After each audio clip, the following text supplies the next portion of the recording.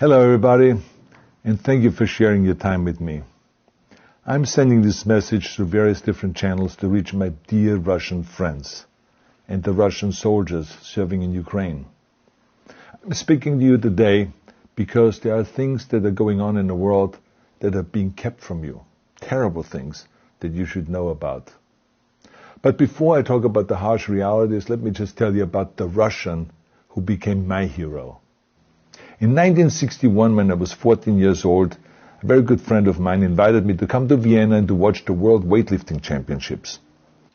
I was in the audience when Yuri Petrovich Vlasov won the World Championship title, becoming the first human being to lift 200 kilograms over his head.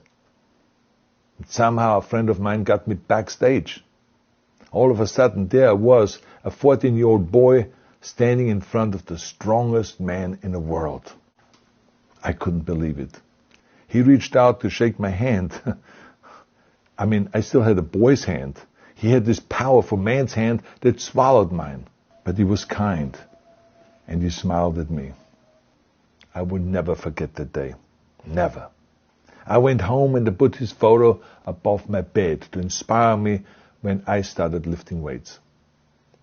My father told me to take down that picture and to find a German or an Austrian hero. He got really angry, and we argued back and forth. He didn't like Russians because of his experience in the Second World War. You see, he was injured at Leningrad, where the Nazi army that he was part of did vicious harm to the great city and to its brave people. But I did not take the photograph down, no, because it didn't matter to me what flag Yuri Vlasov carried. My connections to Russia didn't stop there, by the way. Oh, it actually deepened when I traveled there with bodybuilding and for my movies and met all my Russian fans. And on one of those trips, I remember, I met Yuri Vlasov once again.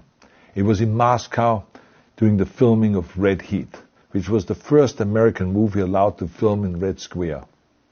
Now, he and I spent the whole day together. He was so thoughtful, so kind, and so smart, and, of course, very giving. He gave me this beautiful blue coffee cup. And ever since then, I've been drinking my coffee out of every morning. Now, the reason why I'm telling you all of those things is that ever since I was 14 years old, I've had nothing but affections and respect for the people of Russia. The strength and the heart of the Russian people have always inspired me.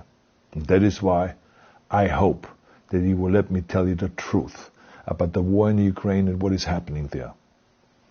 No one likes to hear something critical of the government. I understand that. But